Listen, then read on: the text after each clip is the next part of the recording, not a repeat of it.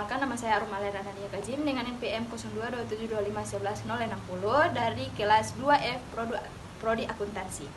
Di video ini aku mau jelasin tentang analisis rasio keuangan dari PT Mega Lestari Epek Sentosa Raya Tbk untuk tahun 2023 dan 2024. Jadi di sini saya akan membahas 4 rasio keuangan, yaitu likuiditas, aktivitas, solvabilitas, dan profitabilitas. Kita mulai dari rasio likuiditas ya. Rasio ini buat melihat kemampuan perusahaan dalam bayar utang jangka pendek. Di tahun 2003 nilainya 0,52% dan di tahun 2024 naik jadi 0,65%. Artinya sih ada peningkatan, jadi kondisinya lebih baik. Tapi karena masih di bawah 1, berarti perusahaan sebenarnya belum bisa sepenuhnya menutup utangnya pakai aset lancar. Jadi intinya membaik tapi masih belum aman.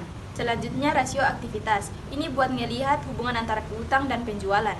Tahun 2023 nilainya 0,11% dan tahun 2024 naik jadi 0,14%.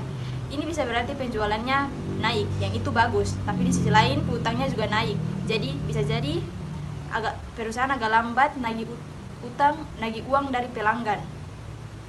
Selanjutnya rasio solvabilitas. Ini buat ngelihat seberapa besar aset perusahaan dibiayai oleh utang. Tahun 2023 itu 0,70% dan tahun 2024 naik jadi 0,72%.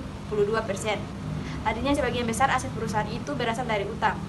Dan di tahun 2024 malah makin tinggi. Jadi bisa dibilang ketergantungan ke utang cukup besar dan ini berisiko. Yang terakhir atau yang keempat, rasio profitabilitas. Ini buat ngelihat kemampuan perusahaan menghasilkan laba.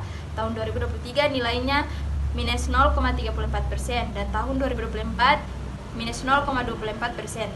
Karena nilainya negatif, berarti perusahaan masih rugi. Tapi ada kabar baiknya, kerugiannya berkurang di tahun 2024. Jadi walaupun masih rugi, tapi kondisinya mulai membaik.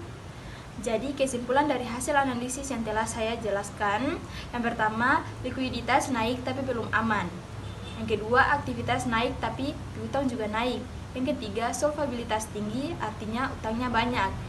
Yang terakhir, profitabilitas masih rugi tapi udah mulai membaik. Secara keseluruhan, perusahaan ini lagi dalam proses perbaikan, tapi masih ada risiko keuangan. Oke, mungkin itu saja penjelasan dari saya. Terima kasih sudah menonton. Thank you, goodbye.